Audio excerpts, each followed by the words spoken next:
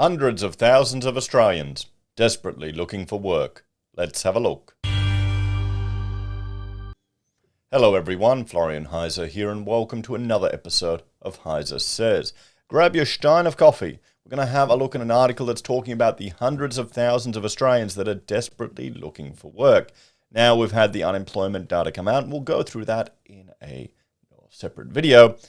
But the participation rate has dropped, so some people are stepping away. They're sadly giving up hope.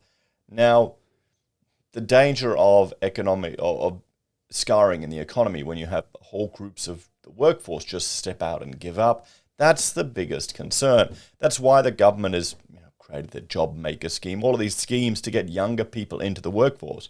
Older people like us, it's not as big a loss as if a young person can't even get in and get a start. That's the sad thing that we're starting to see. You'd hate to be coming out of uni right now trying to get a job when you can't even hit the pavement in some cities. It's just nuts. And the problem is, there's a fresh batch of graduates coming out every year, so you may get stale if you don't get in there and get working. So hundreds of thousands of Australians are desperately looking for work. Here are 3 of their stories. And this is written by the ABC. So let's have a look at how who they picked. Searching for a job after redundancy can be soul-destroying, but it becomes crippling when you're presented with further hurdles to finding work, sometimes outside your control. Today we'll get a read on the official unemployment rate, which was yesterday, or the day before, I think. And it's likely to show hundreds of thousands of Australians are now in a desperate search for work as lockdown bites. But job seekers have told us that competition for jobs, ageism, and pressure to take on volunteer work can damage your chances to get back into the workforce, sometimes for good. Now, I'm 40 years old, so I'd imagine if it weren't for me putting my opinions out on YouTube and LinkedIn and everywhere, I imagine that I would start to experience ageism if I were out there looking for work. I mean, if I lose the beard, I can appear quite younger, but the ageism is real, everyone. It does exist. The older you get, the harder it is to get back into the workforce, because people are going to make assumptions based on your age, if you'll be a cultural fit, if you'll have the technical skills to even work in the office. They may be complete bumpkus and rubbish, but it happens, everyone, and they're not going to tell you about it. So, the application grind. Steve Elliott, a 52-year-old casual worker, knows how to pick up new skills. Okay, now Stephen, 52 years casual worker, that's the warning flag right there. That long in being, at that age, being casual. I mean, I guess it's different if you're a contractor and you're highly skilled. Okay. First 16 years of my life, I made pottery, he said. The next 8 years, I was employed at a hospital as an operating theatre technician. But he knows well what it's like to be out of work for years at a time and the burden that comes with receiving job seeker payments. Pottery in Australia, that'd be a tough gig. That would definitely be a tough gig. I have an uncle. He had I think he still has, quite a high-end ceramics business and pottery business. He does complete installations in cafes and shops. And I remember he was sharing how someone in, I think, Poland, because he was in Austria, was like copying his designs and stuff. In China was copying his designs. Oh, he didn't like it. There's a risk factor too. I think it'll be 2 or 3 years, he says, in that time. He says he's applied for more than 1,600 jobs. 1,600 jobs in 2 or 3 years. Something's wrong. Something's wrong. You've got no idea? I found it so difficult, he says. I'd hate to be someone who was even older than me. Well, okay. Here's the thing. We don't have a picture of what he looks like. Okay, he may be normal. He could be a freak. He could present really badly in his resume, in his interview. I mean, come on. Maybe I'm going to give it the benefit of the doubt, but 1,600 jobs. To qualify for Centrelink payments, many job seekers are directed towards the government recruitment program designed to help them get back into work. But Steve found the process difficult, and after cycling through 8 different recruitment firms, he says he gave up the job search. Job agencies, they're impossible to deal with as well because they don't care about getting you a job, he said. All they care about is ticking boxes so they can get paid. Well, yeah, that's what they are. Then, I mean, I'm approaching this from the perspective of a professional, okay? So when I employ people, I go on Seek, I advertise at universities, I advertise online. That's how we used to do it. And you might even go to recruiters, not job agencies. It's a little different. A lot of the jobs that are offered are done, well, by word of mouth. People hear about it, and it gets, that's how people find people, or they pay a outrageous amount to a recruiter. Just become a recruiter if you can't get work. The age barrier. For some, the challenge begins with the interview process. Communication specialist Julia Austin believes her age is the main barrier to her finding work. Walking into an interview and knowing straight up from the look on people's faces that I have no chance of getting a job, the 62-year-old says. You can tell they're just going through the motions. Well, that's the problem, because that's what happens when you have all these anti-discrimination laws and rules and things like that. You can't just tell someone, "Nah, sorry, you're too old. You won't fit our culture." I mean, what would you rather? People be upfront and honest, or people go through the motions because they have to? She says she's experienced loads of those types of interviews, particularly over the past 2 years. I've noticed a decline in my career the minute I turned 50, she said. She's required to apply for 4 jobs a month with the help of government recruitment agencies. So you want to get a job, you have to deal with these external recruitment agencies, she said. They're useless, absolutely useless. However, they get paid when I get my own job. She says having someone else benefit from her own abilities to get a job has been soul-destroying, and worries that potential employers will look down on her for being out of work for more than 12 months. She's right. She's right. People will. People will. If you've got a 12-month gap in your resume, they'll look down on you. They'll think something's wrong with you, and they may not even want to take a risk. It's complete. It could be completely legitimate, a real reason why you've done it. Oh, there's a YouTuber I watch. Watch it. Fluke? Jason Fluke or Joshua Fluke? Hang on, I'll look it up. Hang on. I haven't been watching him for a while. Yeah, Joshua Fluke, Corporate Cringe. And he flatly tells people to lie on their resume with regards to the time you've not been working. I mean, I wouldn't suggest doing that, but I would suggest that 12 months when you're not working, create your own work. Create your own side gigs. Do your own projects. Do something to fill out that time. No, I wasn't unemployed for 12 months. I was working on my own project. I was entering architectural competitions. I was designing a game. I was starting a new online business. I was building a YouTube platform and a profile to try and learn those new skills. Not just sitting on your ass for 12 months. That's what you got to do something. I know it can be tough. I know it can be really tough.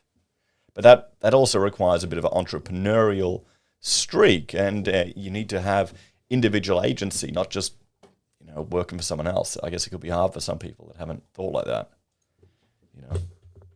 And I mean, we're also dealing with older people here. The world's changed. It's completely changed. It's not like it was. After 1 year, they put you on another list, so the number of jobs you have to apply to lessens, she said. So she went from 8 or 12 to now 4. That's because I'm perceived as unemployable. I feel sorry for this woman. She's going through the ringers for this stupid organization. She should find a way to create her own work. I mean, what's her skills? What is she? A communication specialist. I mean, surely that there'd be a capacity to create content with regards to communication, literally, and put it out there. Put it out on LinkedIn. Build a profile there. People watch all that stuff all the time, and then that can lead to opportunities rather than a government recruitment agency. Let me know in the comments, guys, if you have ever, for the business people here, if you have hired someone through a recruitment agency at the government, like one of those, the ones that have replaced the SES. And what type of jobs? Is that where you go for skilled workers? I always thought that was just purely for unskilled workers. I can't imagine any professional business going there. I can't see a law firm advertising there, or an architectural practice and accounting practice, anything like that advertising there. I can imagine Coles and Woolies, or contracting firms that just need bodies. Even then, that's done with relationships. I mean, another thing is networking. I used to run a networking event every month. I'm tempted to get it get another one started, kind of like a HeiseSays networking event. Beers once a month, just a bunch of people relaxing and chatting, talking about business. It's a great way just to get to know people. A government spokesperson told us they expect employment providers to help job seekers get into work as contracted and may sanction those that fail to meet this obligation. If job seekers feel they're not getting the right help, they should speak to their provider in the first instance, or if they're not happy with the response, call the National Customer Service Line, they say in a statement. Okay, now, are people blaming these recruitment agencies? Okay, is that the problem right there?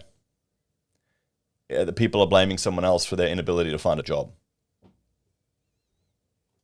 She currently receives $683 a fortnight from Centrelink, but it's not enough to live on, so she's eating into her savings. Yes, Centrelink isn't UBI, everyone. It's not income protection insurance. It is to stop you from being destitute. Okay, that all those taxes you've paid throughout all your life working hard, it doesn't mean bumpkus. They don't care about that, guys. That's just to pay for previous generations. You can't count on it, guys. You can't count on it for long term. I would love to have a job for the next 7 years, she says. Okay, so there's another issue with hiring an older person. You may only get them for a few years. 7 years is a decent amount of time, but still, it's not the same as 10, not the same as 15. And could there be a higher maintenance or expectation there? My plan was to pay off this house off, and at the minimum be on the pension, but at least have my own house. This house is part of me. No, it's not. No, okay. A house is a house, everyone. It's not a part of you. Come on. It's a house. It's an object. It can get taken off you in an instant. This attachment to material things is going to just sink people down.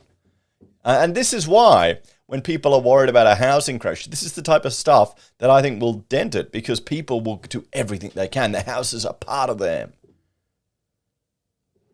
A big storm could come through, you lose everything. It can all happen. I just need a job so I can throw everything I have and pay it off.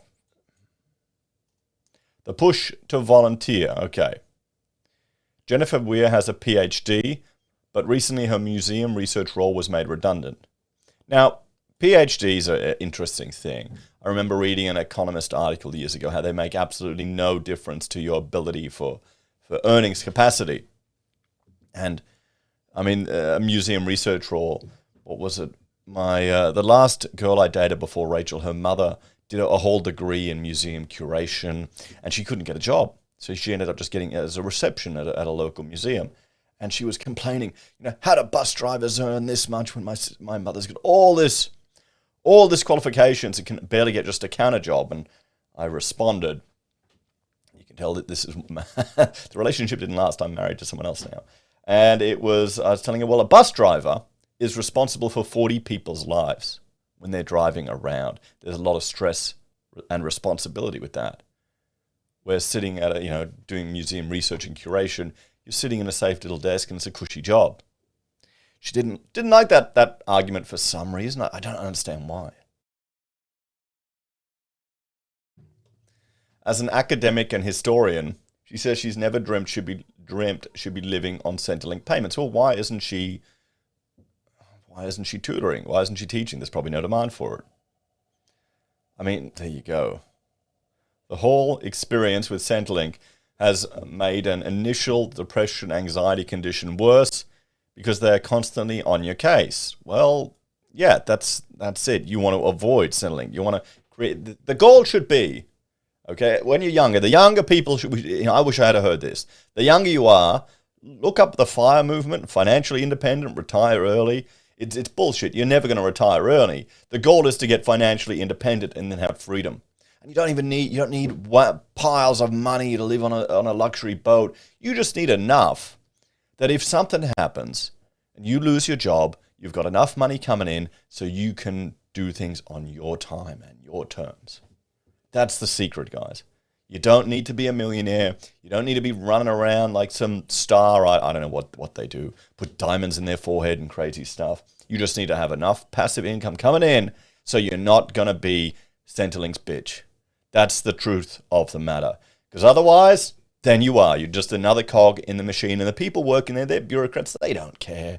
I mean, can you imagine that environment? The last time I went into a Centrelink office was to get the dad bonus, and I bloody well took it, the parental leave, and I spent it on a big deep freeze to store all our meat.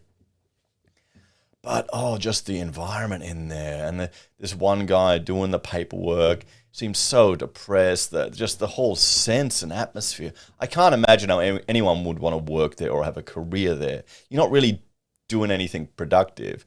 You're just ticking boxes. It's just purely paperwork, bureaucracy. So, if you're dependent on those type of people, what can you expect?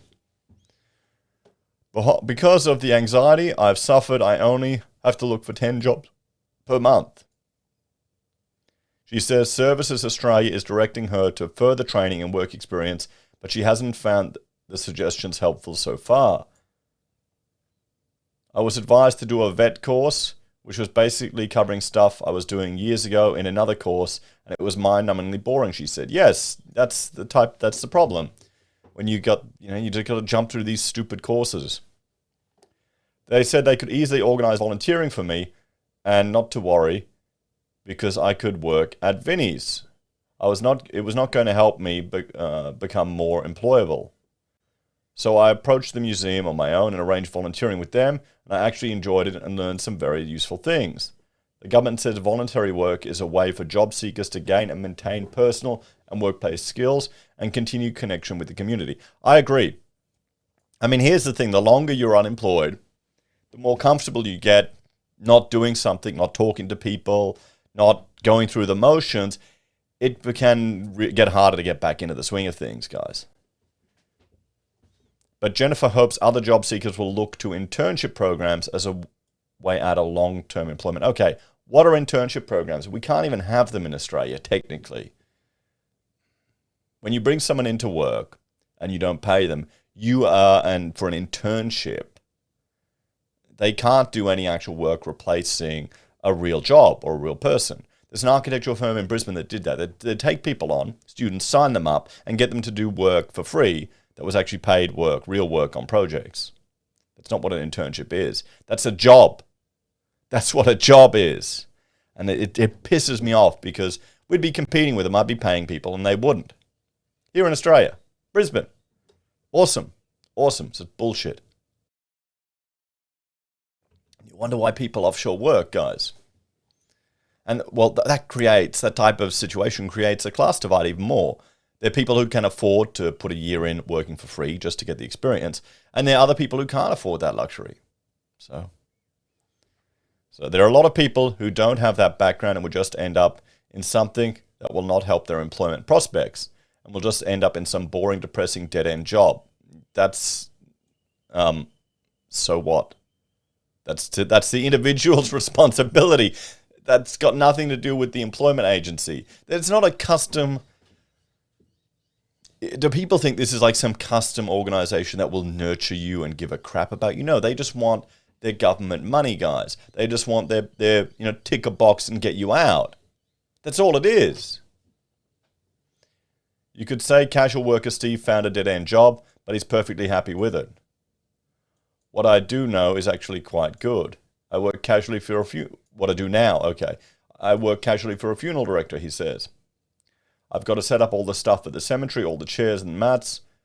What's called the lowering device. 1 week I may have a full week of work, that's definitely better. Well, what he should be doing, looking at getting into the embalming business, or not the embalming business, but actually becoming a funeral director. I mean, he's probably a bit old now, 52, but still, you could. I mean, here's the thing. He is doing, a shit kicker job. I mean, good on him. Nothing wrong with it. But the problem is, if you spend your whole life doing shit kicker jobs, you're going to have trouble finding work the older you get. Because there'll be, when you're younger, you've got more energy, more capacity. You can move around more. And sure, there's some older guys that are super fit, but it gets harder. You got to push through it. You probably got a better work ethic too, with the older you are. So it's kind of a give and take. But you need to skill up, guys. You need to increase your skills. You need to have multiple skill stacks. Well, what's the takeaway from this one, everyone? I mean, this is an interesting one. It's a tough situation for the people in this mess. I would suggest you need to, if you're having a big gap in your resume, like 12 months, create your own work. Find a way to create your own project, create something that you've been doing so you can fill that gap. You may have been made redundant, but then you use that time as an opportunity to upskill, to learn something new, to do something different. Think about your employment prospects with the different skill stacks that you have. You don't have a career, you don't have a PhD, you've got a series of different skill stacks.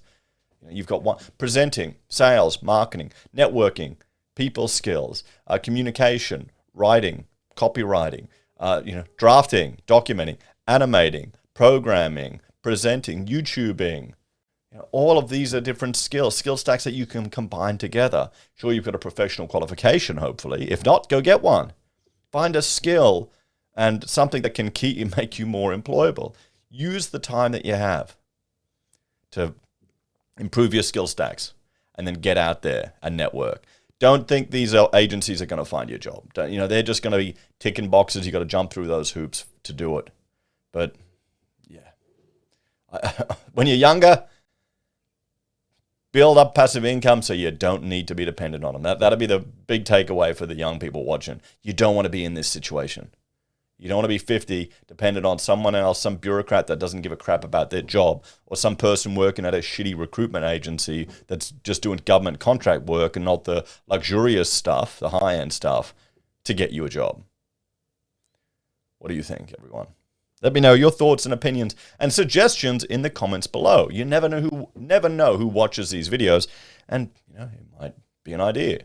As always, thanks for watching. Like, share, subscribe to the channel. If you're a fan and enjoy the content I create here, there are a few ways you can support us. You can join us on YouTube or Patreon. Sign up for SelfWealth or Stake. Use our affiliate links at Amazon, eBay, Independent Reserve, or AussieBroadband. Buy our merch from HeiseSays. Use Gold Pass from the Perth Mint, or support us via PayPal. Take care. I'll see you all next time. Bye for now.